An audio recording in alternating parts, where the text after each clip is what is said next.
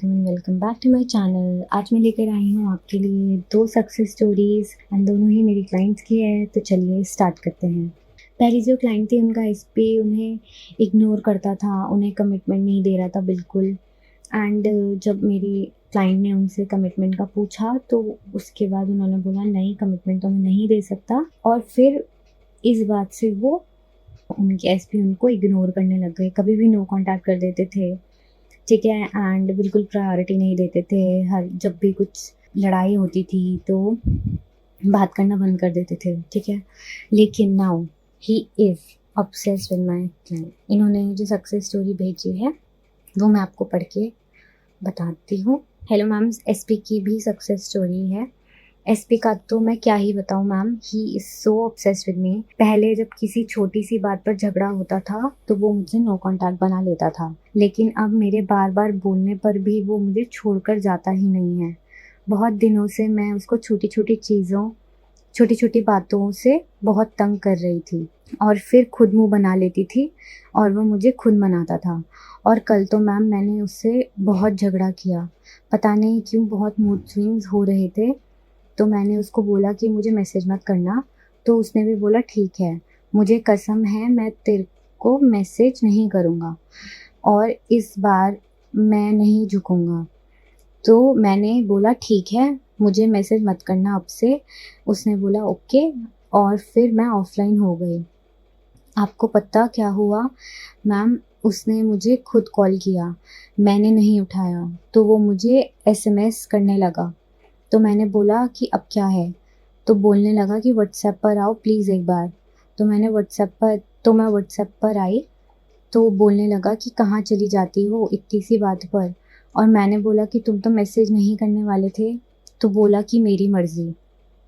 Ma'am वो लड़का पहले ऐसा था कि अगर गलती उसकी होती थी तो भी वो मैसेज नहीं करता था, सिर्फ मैं ही मैसेज करती थी। लेकिन अब वो मुझे खुद से कॉल, मैसेज, वॉइस मैसेज सब भेजता है, जबकि मैं एसपी की ज़्यादा एफर्मेशंस नहीं कर रही, सिर्फ सेल्फ कॉन्सेप्ट और हेल्थ के एफर्मेशंस करती हूँ।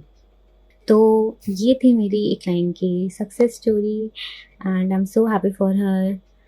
नेक्स्ट मेरी जो क्लाइंट थी उनके और उनके एसपी के बीच थोड़ा डिस्टेंस आ गया था। एसपी अच्छे से बात नहीं करता था, इग्नोर करता था, सिर्फ टेक्स्ट करता था कुछ चीज़ अगर उसको पूछनी होती थी। एंड उसके बाद कॉल्स तो बिल्कुल इनके बंद हो गए थे काफ़ी महीनों से। But now he is fully obsessed with my client.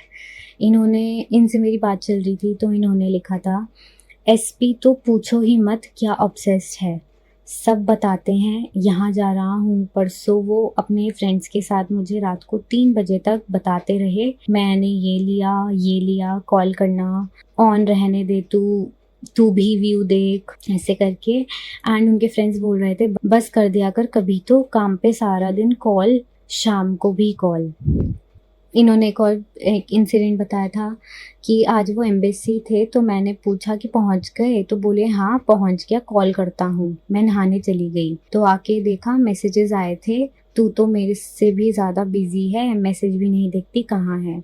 तो फिर मैं शाम को मार्केट चली गई तो मैंने बताया, साथ में ही कॉल आ गया कि तू निकल भी गई, मुझे फ़ोटो डालना क्या लाई। यही बात है कि इनका इस पे अब इनसे बहुत ज़्यादा ऑब्सेस्ड हो गया। वो अगर दोस्तों के साथ भी होते हैं तभी भी वो इनको नहीं भूलते, इनसे बात करना नहीं छोड़ते। एंड जहाँ कॉल्स पे बिल्कुल ही बात बंद हो गई थी और टेक्स्ट भी कभी कभी हफ्ते में 1-2 बार ही होते थे, वो भी ओके अच्छा, एंड फिर ख़त्म हो जाती थी इनकी बातें। अब देखो, now he is fully obsessed with her. इन दोनों सक्सेस स्टोरीज से आपको क्या सीख मिलती है? यही कि सर्कमस्टांसेस डू नॉट मैटर। आप अगर रूटीन करते रहोगे, एफर्मेशंस देते रहोगे, तो reality is bound to bend in your favour only.